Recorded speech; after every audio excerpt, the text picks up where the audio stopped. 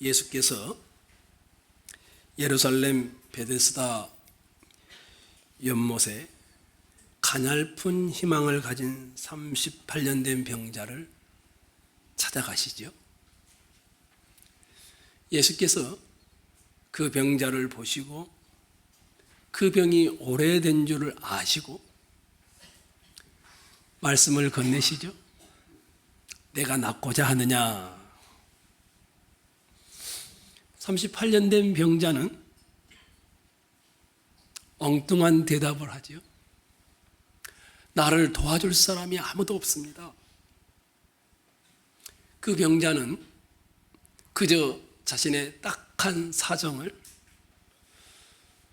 아무도 자기를 연못에 물이 움직일 때 데려다 주는 사람이 없다라고 하소연을 합니다. 도와줄 사람이 아무도 없습니다. 부모도 형제도 나에게는 아무도 없습니다. 더더욱이나 혼자 내려가려고 애를 쓰는데 다른 사람이 먼저 내려갑니다. 자신의 비참함을 하소연합니다. 엉뚱한 대답을 하였음에도 예수께서 이 병자를 치료하시죠. 이렇게 말씀하시죠. 일어나 내 자리를 들고 걸어가라. 자기를 도와줄 사람을 애타게 찾고 있는 그에게 내가 바로 내가 찾는 그 사람이다. 너를 도와 하나님의 은혜의 연못에 넣어줄 사람은 바로 나다. 이런 말씀을 하신 것이었죠. 이로 인해 그 38년 된 병자는 가냘픈 희망을 가진 버림받은 인간, 아무도 도와줄 사람이 없는 고독한 인간에서 은혜 받은 사람으로 바뀌어지죠. 예수의 베데스다의 은혜가 임한 것이었습니다. 예수님의 말씀과 함께 38년 된 병자가 치유함을 받고 건강하여져서 일어나 돗자리를 들고 걸어갑니다. 이루어질 수 없는 희망밖에 없던 38년 된 병자가 일어나 자리를 들고 걸어가는 것은 너무나도 좋은 일이었습니다. 그런데 여기에 한 가지 문제가 생겼습니다. 예수께서 38년 된 병자를 일으킨 날이 9절을 보면 이날은 안식일이다 이렇게 되어 있습니다. 이 38년 된 병자가 치유받은 날, 은혜 받은 날이 안식일입니다. 유대인들이 이것으로 시비를 걸기 시작합니다. 10절에 나오죠.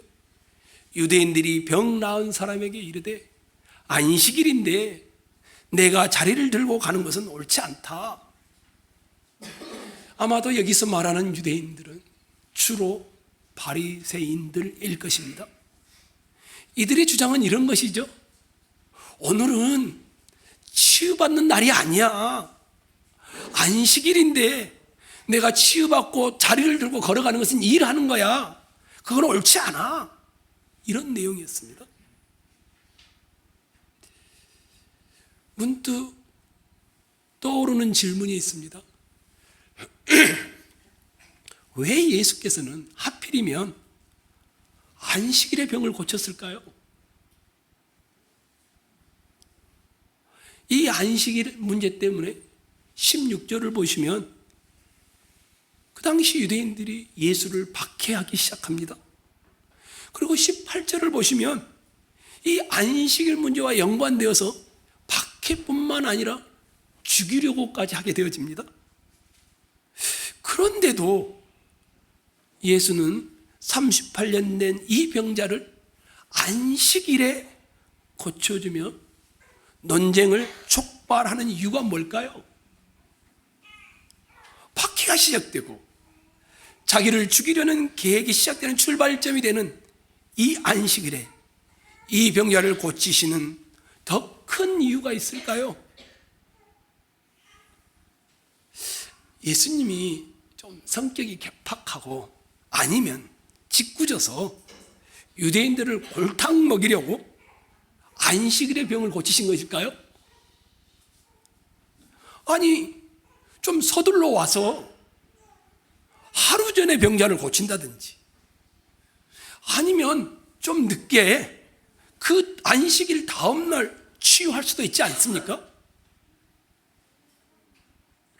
그처럼 큰 논쟁과 갈등과 죽이려는 위협 앞에 서게 되는데도 불구하고 왜 꼭 안식일의 병을 고치고 있는 것일까요? 여러분들이 한번 대답을 해보시면 좋겠어요.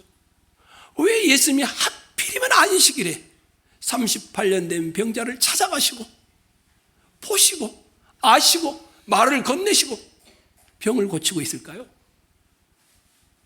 분명 구약성경 출애굽기 20장 8절과 10절을 보면 안식일에 일하는 것을 금하고 있습니다. 일을 한다라는 것은 안식일을 거룩히 지키라는 십계명의 네 번째 계명을 어기는 것으로 해석됩니다. 뿐만이 아닙니다. 예수님 당시에 문헌들에도 나옵니다. 미시나 사바트라는 문헌에 보면 안식일에는 39가지 하지 말아야 할 일들이 목록이 기록되어 있습니다. 파종하는 것, 경작하는 것, 추수하는 것, 볕단을 묶는 것, 탈곡하는 것, 키질하는 것, 과일을 씻는 것, 빵을 굽는 것, 반죽하는 것, 양털을 깎는 것, 바늘질하는 것, 뜨개질하는 것, 다 금지되어 있습니다. 심지어 유대인들은 안식일에 전쟁도 하지 않았습니다. 독일의 슈레트라는 학자가 써는 요한복음 강해에 보면 이런 사건이 등장합니다. 주 70년경에 유대와 로마 사이에 큰 전쟁이 있었습니다.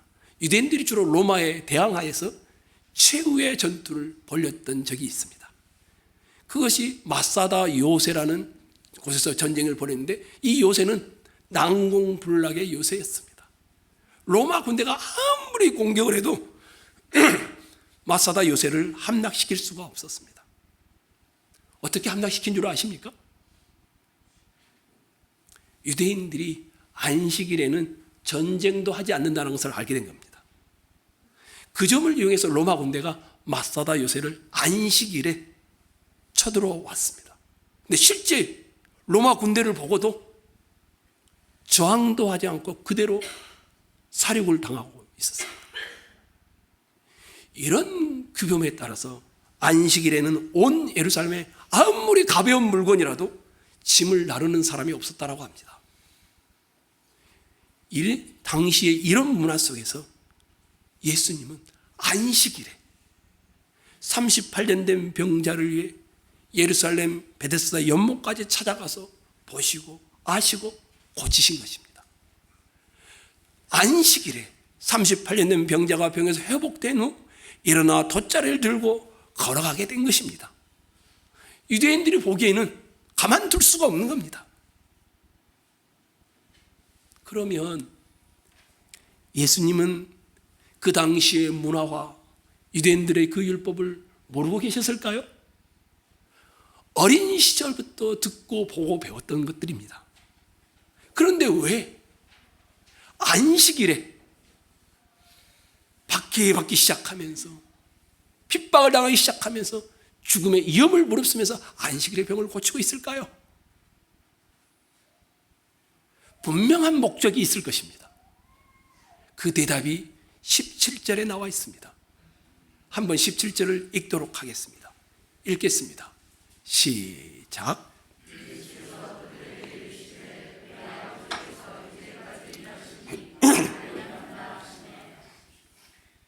조금 설명을 하겠습니다. 안식일은 생업을 중단하는 날입니다. 왜 그렇게 하냐면 내가 하는 생업을 중단함으로 나와 내 가정의 평안과 행복은 생명은 내가 아닌 하나님으로부터 온다라는 신앙 고백을 하는 것이었습니다. 그래서 안식일을 그런 의미로 지켰습니다. 안식일을 지킨다는 것은 이 세상 살아가면서 하는 일들을 절대로 나의 우상으로 삼지 않겠다라는 신앙 고백이었습니다. 내가 하는 일에 나의 구원이 달려있거나 내가 나에게 하나님 노릇을 하지 않겠다라는 선언이 안식일을 생업을 중단하는 것으로 고백하는 것이었습니다. 다시 말하자면 아무리 중요한 일도 이 세상 일을 상대화하는 것이었습니다. 절대화하지 않는 것이었습니다. 그러면 38년 된 병자가 베데스다 연못가에 안식일 날 가냘픈 희망을 가지고 뭔가를 갈망하며 누워 있습니다. 이 병자는 아무런 희망이나 소망을 가질 수 없는 처지입니다. 이 병자가 의미하는 건 뭘까요? 이 병자의 고난이, 병고의 38년 동안의 아픔이 의미하는 건 뭘까요? 이 병자에게 안식이 없다는 것을 보여주고 있는 것입니다. 38년 된 병자가 뭐라고 합니까? 나를 도울 자가 없습니다. 내 부모도 내 형제도 아무것도 없습니다. 이 병자의 이 탄식은 이런 말입니다. 나에게는 안식이 없습니다. 라는 탄식입니다.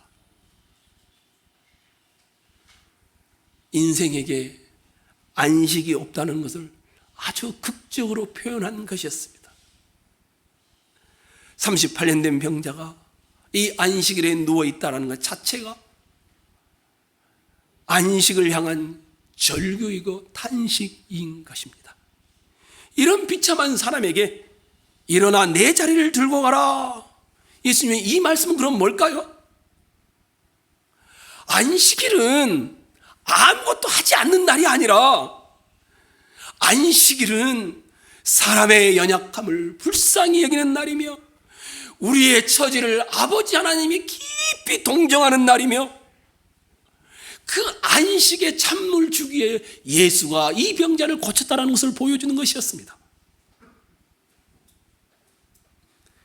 그런 거로 내 아버지께서 이제까지 일하시니 나도 일한다. 이 말은 안식일이란 하나님의 은혜가 끊임없이 베풀어지는 날이라는 것을 이야기하는 것입니다. 38년 된 병자를 안식일에 치유한 것은 우리에게 은혜의 안식이 예수로부터 주어진다고, 예수와 참된 안식이라는 것을 보여주는 것이었습니다. 유대인들을 탓하고 싶지는 않습니다. 이들은 율법을 정말 엄중하게 지켰습니다. 생업을 중단하고 휴식을 취하는 것은 잘한 일이었습니다. 아무리 바빠도 바벨론 포로로 끌려갔다 온 이들이었기 때문에 특히나 안식일을 아주 엄숙하게 지켰습니다. 유대인들은 예루살렘 성전이 파괴되어 버렸고 제사가 없어져 버렸고 예배를 더 이상 온전하게 드릴 수 없는 상태였습니다. 그러니 안식일을 지키고 율법을 가르치고 준수하는 것인 이들에게 생명과도 같았습니다. 그러다 보니까 이들은 예수가 안식일을 범한다는 걸 보고 핍박하기 시작했고 죽이려고까지 한 것이었습니다. 그러면 예수님의 생각과 이 유대인들의 생각을 보십시오. 유대인들에게 무엇이 문제입니까? 유대인들은 네 번째 계명 율법에 대한 잘 알고 지키는 일에 있어서는 전통적이고 보수적이었습니다. 하지만 이들의 가장 큰 문제는 38년 된 오래된 병을 가지고 있는 자가 치유받는 것, 가냘픈 희망을 가진 자가, 버림받은 자가, 아무도 도와줄 수도 없는 사람이 은혜 받은 자로 변화되는 것, 이것이 진짜 안식이라는, 그리고 예수가 그 안식의 출발이라는 것을 이들은 모르고 있었던 것입니다. 하나님이 지금 일하시고 지금까지 일하시니 나도 일한다. 이 말은 하나님은 계속하여 은혜를 부어주는 일을 해왔고 나도 그 은혜를 부어주는 일을 안식일에 한다라는 것이었습니다. 유대인들만 문제가 있는 것은 아닙니다. 이 38년 된 병자, 치유받은 사람에게도 똑같은 문제가 있습니다. 38년 된 병자를 봐보십시오. 예수님이 찾아오셨습니다. 저 갈릴리에서 찾아 올라오셨습니다. 예수님이 보시고 아시고 말씀하신 은혜로 말미암아 나음을 얻었습니다. 그런데 13절 한번 봐보십시오. 고침을 받은 사람이 자기를 고쳐주는 그가 누구인지 안다 모른다? 모른다라는 겁니다. 누가 자기에게 은혜를 베풀어 주었는지를 모르고 있습니다. 예수로부터 은혜를 받고도 은혜를 베푸신 예수를 알지 못합니다. 치유의 사건이 너무나 기뻐서 치유하신 예수를 잊어버렸거나 아니면 자신의 나은 것만 생각하고 만 것입니다. 은혜를 받아서 그 결과만 생각하고 은혜를 베푼 사람을 잊어버린 겁니다. 일찍이 38년 된 병자는 비참했습니다. 예수님이 찾아오시고 보시고 아시고 말씀하시고 고쳐주시는 일방적인 은혜를 받았습니다. 믿음도 있기 전입니다. 신앙도 고백하기 전입니다. 병이 치유되고 나서도. 그런데 그가 누구인지를 모릅니다. 38년 된 병자는 은혜를 아무런 조건 없이 대가 없이 받았는데 그 은혜를 누가 베풀었는지 모르고 있습니다. 이것이 우리의 모습, 그리고 제 모습이기도 합니다. 저의 연약함입니다.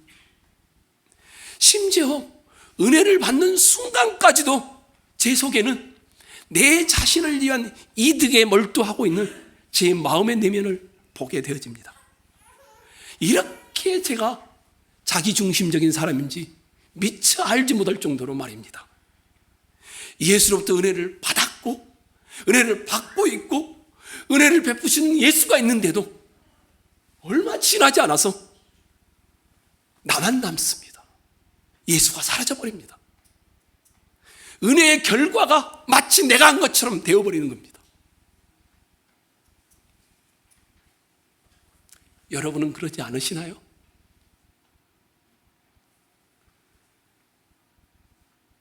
그런데 예수님은 어떻게 하십니까? 보통 우리 같으면 호의를 베풀었는데 호의를 받은 사람이 결과만 딱 가져가 버리고 호의를 베푼 사람을 모르거나 그러면은 별로 가까이 하고 싶지 않죠. 그런데 예수님은 이 사람을 다시 찾아가십니다. 14절입니다. 읽겠습니다. 시작.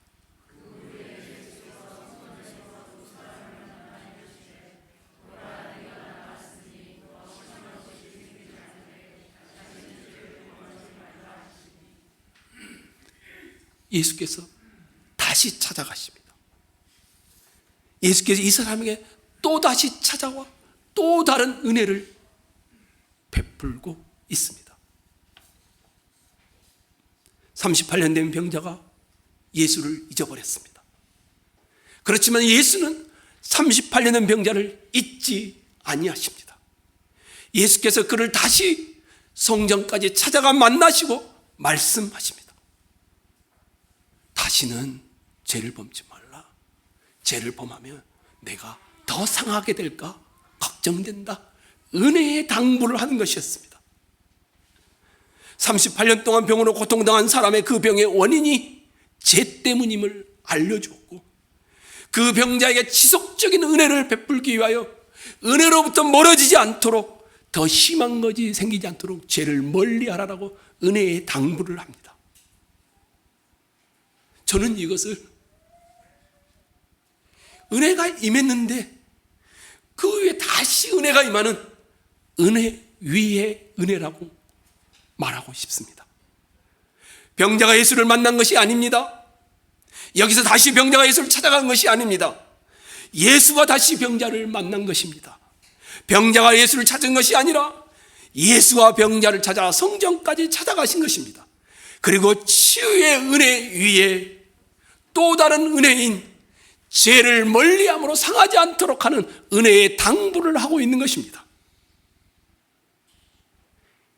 계속되는 은혜입니다. 사도 요한은 이미 이런 이야기를 해놓았습니다. 요한복음 1장 14절에 말씀이 육신이 되어 우리 가운데 거하심에 우리가 그의 영광을 보니 아버지의 독생자의 영광이요, 그 다음에 예수님이 육신이 되시는 그 모습을 은혜와 진리가 가득하더라. 예수의 모습이 은혜와 진리가 가득한 모습이었다는 겁니다. 그리고는 16절에 이렇게 말합니다. 우리가 다 그의 충만한 데서 받으니 은혜 위에 은혜라라. 가득한 은혜를 가지신 분이 한 번 은혜를 내린 것이 아니라 계속되는 은혜를 베푸신다라는 겁니다.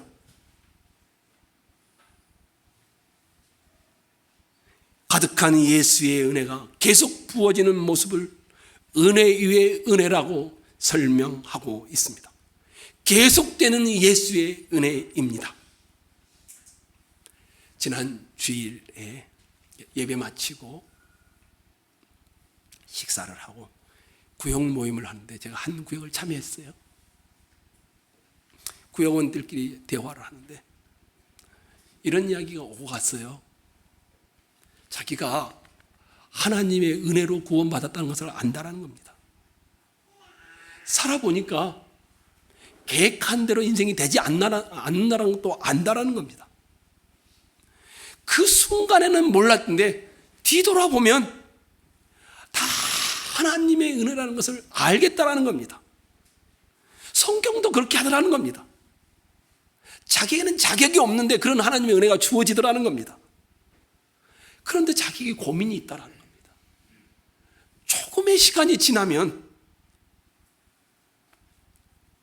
이 은혜를 잊어버린다라는 겁니다.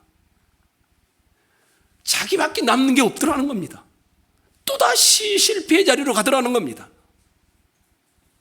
이런 자신이 너무 밉고 원망스럽고 연약하다는 것을 나누었습니다. 이런 이야기도 나눴어요. 이 38년 된 병자가 고침을 받고 나서 20년이 지났는데도 지속되는 은혜의 깊이를 더하고 있었을까?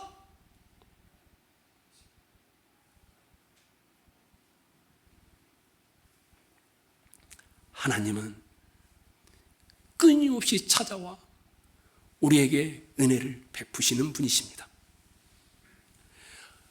구원의 은혜뿐만 아니라 그 이후에도 일상의 모든 삶의 자리에 우리를 찾아와 자격 없음에도 은혜에 은혜를 더하시는 것입니다. 호주 브리스벤에 있는 한인교회 담임 목사님을 하셨던 분이 이런 이야기를 이제 나누고 또 책으로 낸 것을 제가 보았어요. 보통 세례식 전날 세례 문답을 하지 않습니까? 그리고 당의 결의를 거쳐서 예배 중에 신앙 고백을 하고 세례식을 합니다. 다 대답하고 신앙 고백도 다 했습니다. 세례식을 하기 위해서 다 일어서 있습니다. 근데 이게 세례식을 하려면 그 있잖아요. 물을 담아 넣는 성수를 담아 넣은 그릇이라고 하는데 세례잔. 잔을 딱 열었습니다. 어떤 일이 벌어졌을까요? 성부와 성자와 성령 이름은 세례를 주노라 해야 되는데 물이 없는 겁니다. 아무도 물이 없는 것을 체킹을 안 한 겁니다. 목사님도 놀라고 수종들은 장로님도 놀라고 교우들은 아무 말 없이 지속되니까 교우들도 놀랐습니다. 목사님이 그날을 돌아보면서 이렇게 말을 했습니다. 그날 하늘이 노래해주면서 자기 눈물을 짜서 눈물로 세례식을 했다.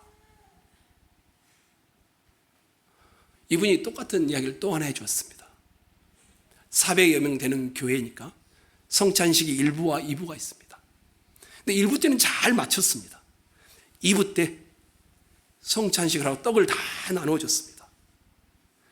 이제 잔을 나눌 차례인데 열었는데 이렇게 열었더니 위에가 잔이 있는 겁니다. 그래서 당연히 자기꾼 하고 이제 말씀을 하고 들고 이제 분잔을 하려고 하는데 이 밑에 5단 정도가 되겠죠. 다 빈잔인 겁니다. 준비하신 분이 일부와 혼동이 돼가지고 일부 때 썼던 것을 그대로 가져온 겁니다. 위에가 찼으니까 다 찬 줄 알고. 목사님이 그리고 그 교회가 어떤 반응을 했을까요? 내 목에서 피를 토해내는 심정으로 성도들에게 사죄를 하고 빈잔을 돌리며 성찬을 했다라고 합니다. 그 성찬이 그 목사님 표현에 따르면 그때까지 목회하면서 해왔던 가장 은혜로운 성찬이었습니다. 왜냐? 예수가 우리를 위해 자신을 비우셨다라는 의미를 해석하며 성찬을 했기 때문이었습니다. 무엇을 갖추었느냐? 무엇을 갖추지 않았느냐? 무엇을 지켰느냐? 무엇을 지키지 않았느냐? 이것보다 훨씬 더 중요한 것은 하나님이 한 번의 은혜로 끝나지 않고 그 세례조차도 그 성찬조차도 준비가 안 되고 물이 없고 잔이 없는데도 그것을 은혜로 받음으로 해서 가장 행복한 성찬이 되게 했다는 고백입니다. 우리 삶도 그러지 않겠습니까? 하나님이 우리를 향하여 찾아오시는 것이 한 번뿐이겠습니까? 2번뿐이겠습니까? 아니 3번뿐이겠습니까? 여러분의 전 인생을 거쳐 하나님은 끊임없이 은혜라는 도구를 가지고 여러분을 찾아오시는 겁니다. 그 은혜 위에 은혜가 더해지는 삶을 우리는 살고 있는 겁니다. 때로는 그것이 나에게 고통처럼 와도 합력하여 손을 이루시는 그분께서 은혜를 더하심을 믿고 거기에 참여하는 겁니다. 이것이 여러분과 저의 성찬에 참여하는 다짐이 되기를 소망합니다. 이 38년 된 병자가 치유받고 유대인들의 율법을 어겼다는 말을 듣고 누가 고쳐주는지 병 나은 사람을 낫게 한 그 사람이 누군지를 모른다고 했었죠. 예수님이 성전에서 만나서 예수께서 성전에서 그 사람을 만나 보라 내가 나았으니 더 심한 것이 생기지 않게 다시는 죄를 범치 말라 이렇게 말씀하셨죠. 38년 동안 병으로 고통당한 사람 병의 원인이 죄라는 것을 정확하게 밝힌 것이었습니다. 물론 모두에게 적용할 수 있는 것은 아닙니다. 사람에게 찾아오는 모든 질병이나 시련이 다 죄의 결과라고 단정 지을 수는 없습니다. 질병이나 시련 중에는 하나님의 영광을 나타내기 위한 것도 있고 자기 스스로가 건강관리를 잘못해서 실수로 오는 경우도 있을 수 있기 때문입니다. 그렇지만 넓은 의미에서 보면 질병과 시련의 직접적 원인이 죄에 있는 것은 아니라 할지라도 그 근원을 따지고 보면 모든 것들은 죄의 기원을 두고 있는 것입니다. 어떤 사람의 구체적인 병과 죄 사이에 단정적인 관계를 지을 수는 없을 것입니다. 아주 복잡 미묘하기 때문입니다. 하지만 오늘 본문에서 분명한 것은 이 38년 된 병자는 그 병의 원인이 이 사람의 죄의 결과였습니다. 그래서 뭐라고 합니까? 보라, 내가 나았으니 그 다음입니다. 뭐라고요? 더 심한 것이 생기지 않게 다시는 죄를 범하지 말라. 제가 이것을 다르게 한번 표현해 보겠습니다. 모세의 인생을 120년으로 잡습니다. 세 등분할 수 있습니다. 처음 40년, 애굽의 왕자로 살았던 40년. 이 기간을 I am something. 나는 뭔가 특별한 존재야. 사실 그렇죠. 왕자로서 많은 것들을 누렸고 배웠고 권세를 부렸으니까. 그런데 실패하죠. 그리고 어디로 쫓겨납니까? 미디안 광야로 쫓겨납니다. 왕자에서 광야에 목동치기로 있게 됩니다. 여기 40년을 I am nothing. 나는 아무것도 아니야. 이런 기간이었습니다. 실제로 이 기간에 모세가 지은 시가 있습니다. 주의 목전에는 천년이 지나간 어제 같으며 밤의 한 경점 같을 뿐이니이다. 인생은 잠깐 자는 잠 같으며 아침에 돋는 풀과 같으니이다. 푸른 아침에 꽃이 피어 자라다가 저녁에는 뱀바되어 마르나이다. 우리의 평생이 한순간에 다하였나이다. 우리의 연수가 70이요 강건하면 80이라도 그 연수의 자랑은 수고와 슬픔뿐이요 신속기간이 우리가 날아가나이다. 시편 90편에 나오는 겁니다. 철저하게 이 광야 동안에 I am nothing이라고 고백했습니다. 몸으로 체험하는 기간이었습니다. 그리고 마지막 40년은 이스라엘 백성들을 끄집어내서 인도하는 기간이죠. I am God's. 나는 하나님의 것입니다. 라는 고백이었습니다. 실제로 모세는 하나님과 얼굴을 대면하여 보기도 했던 인물이었습니다. 그가 가지고 있는 마른 막대기와 지팡이였는데 홍해가 갈라지기도 하고 반석을 치면 물이 나오기도 했던 그런 것이었습니다. 40년 동안 철저하게 하나님의 사람으로 살았던 기간이었죠. 모세가 이렇게 하나님으로 살 수 있었던 것은 I am something, 내가 특별하다는 것을 버리기 시작했을 때, I am nothing, 나는 아무것도 아닙니다. 이 고백이 올 때 시작되었습니다. 우리는 모세의 인생을 통하여 죄가 무엇인지 정확하게 짚을 수 있습니다. 죄라고 하는 것은 뭡니까? 관역에서 빗나갔다는 말입니다. 영원한 진리고 생명이신 하나님으로부터 빗나갔다는 말입니다. 누가 관역으로부터 빗나갑니까? 그것은 모세가 그러했던 것처럼 I am something, 자기가 특별하다라고 말하고 있는 자들이 그 관역으로부터 빗나간 것입니다. 내가 something이니까, 내가 특별하니까 하나님이 필요 없는 겁니다. 내가 something이니까 내가 믿고 있는 자들은 결코 진리신 하나님께 의지하지 않습니다. 나의 욕망, 나의 욕심을, 나의 신념을 따라 걸어갈 뿐입니다. 죄가 뭡니까? 그래서 죄란 I am something, 이렇게 생각하는 것이 죄입니다. 내가 살인을 저지르지 않았다 할지라도, 간음을 안 했다 할지라도 나 스스로를 스스로 대단한 존재로 생각하는 자체가 이미 죄입니다. 오늘 본문의 병자는 어떻습니까? I am nothing. 나를 도울 사람이 아무도 없습니다. 그랬더니 주의 은혜가 임했습니다.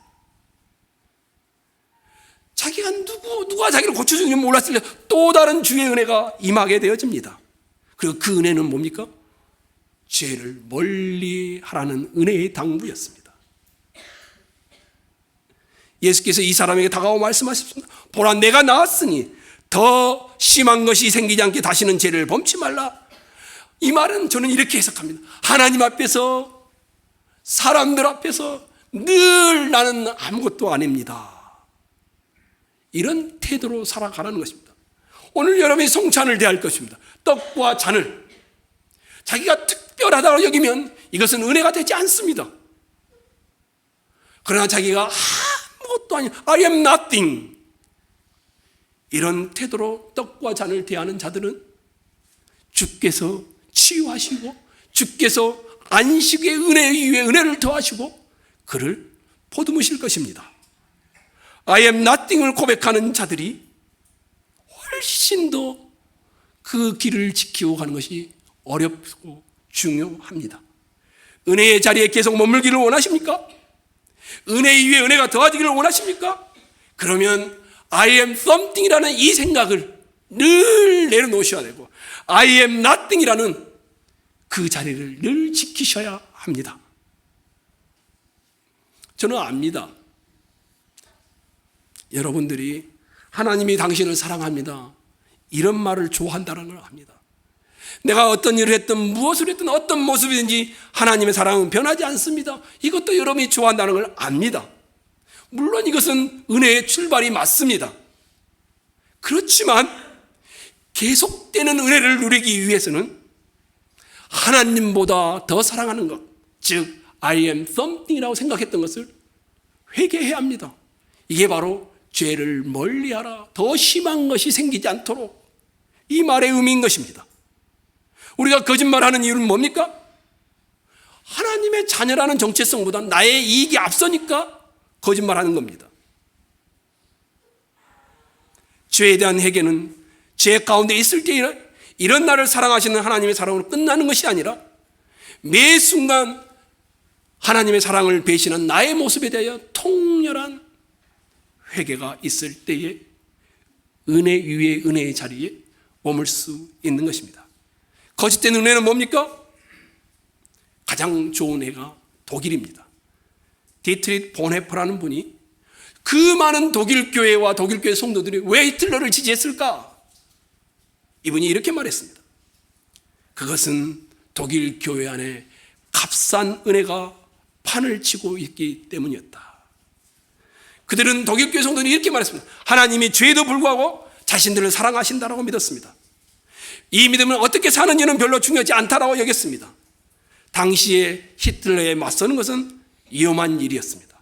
그래서 많은 이들은 이렇게 생각했다고 합니다.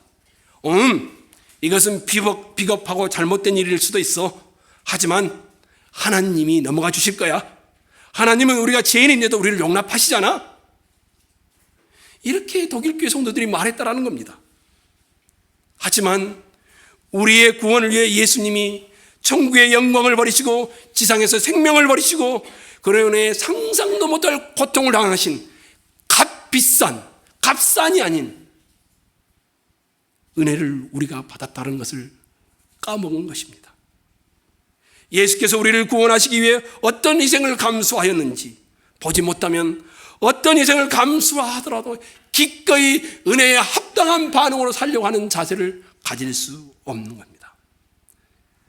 성도 여러분, 은혜의 자리에 계속하여 머물기를 원하신다면 하나님의 마음을 아프게 한 것들을 통렬하게 회개하셔야 합니다. 은혜의 자리에 계속 머물러 은혜 위에 은혜가 더하기를 원하신다면 하나님은 나를 사랑하셔 그래서 나를 위해 목숨까지 내어놓으셨으니 나도 죄로부터 목숨까지 내어놓고 싸우겠다는 결단을 하셔야 합니다. 이것이 오늘 성찬을 하면서 여러분들이 가져야 될 다짐입니다. 주여, 저에게 은혜 위에 은혜를 더하옵소서.